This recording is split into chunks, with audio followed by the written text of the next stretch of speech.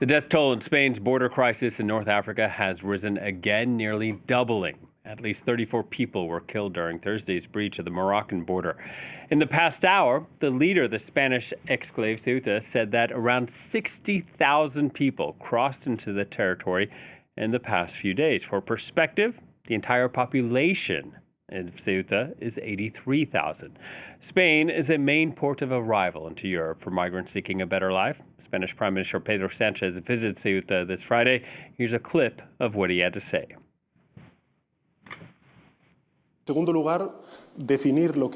We define what happened yesterday as an attack, a violation of Spain's territorial integrity. Ceuta is a Spanish city, and what happened yesterday deserves our strongest possible rebuke and condemnation.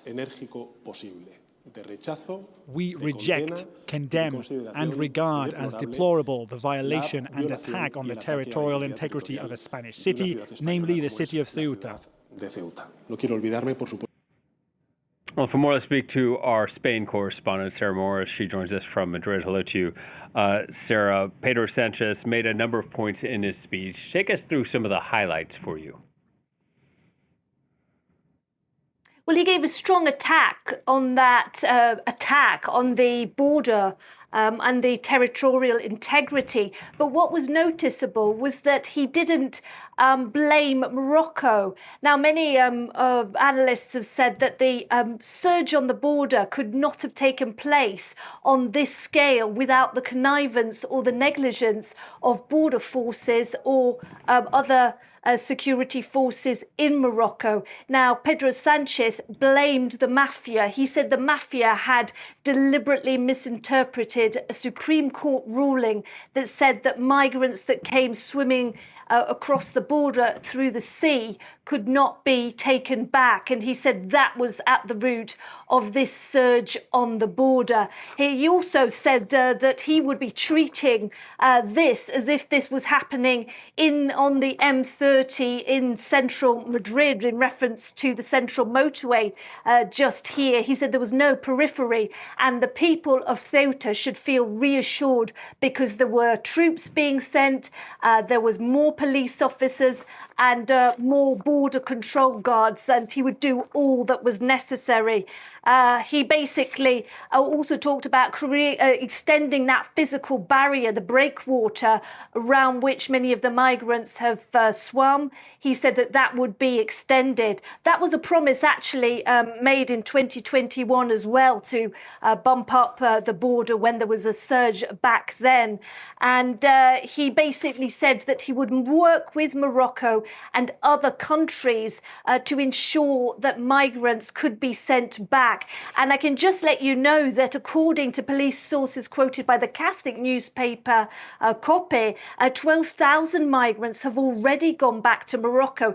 Some of them did it voluntarily when they realised the reception centre in Ceuta was completely overwhelmed and it was very difficult for them to get food and water, some of them saying that they realised the police would send them back anyway.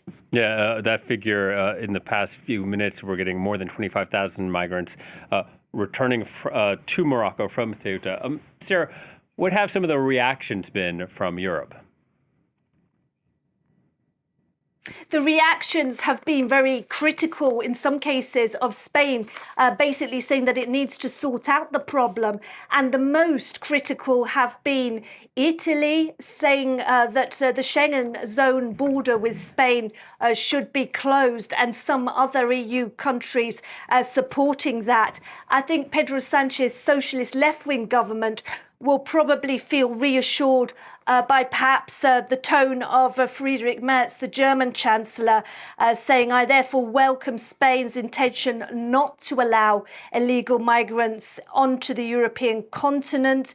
And we've also seen Ursula von der Leyen from the European Commission President, saying that she's confident that the close partnership with Morocco will deliver concrete results. That suggests that Spain is getting some support because the European People's Party has seen this as an opportunity to say that this is the result of that amnesty that the socialist government recently granted to 500,000 migrants that has led people to think that they can come into the Spanish territory rather easily.